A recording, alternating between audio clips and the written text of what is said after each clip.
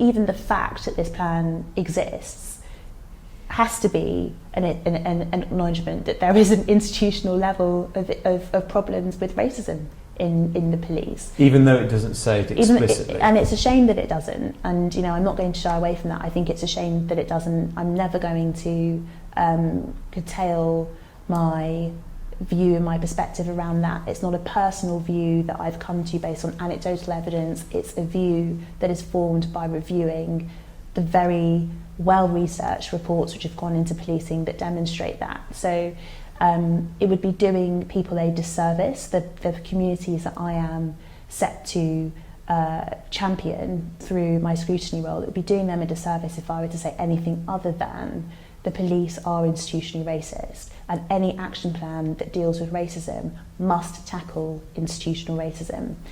The fact that the police are reluctant to unequivocally accept that is a real shame, and I think also it demonstrates why, for example, it's really, really important that police officers are taught about the history of policing in a clear and proper way, which is one of the actions in the plan, because if you read just chapter 3 of the Stephen Lawrence Inquiry report, which deals with racism in policing, it quells all of the arguments around the idea that you are labelling every single cop a racist if you accept institutional racism.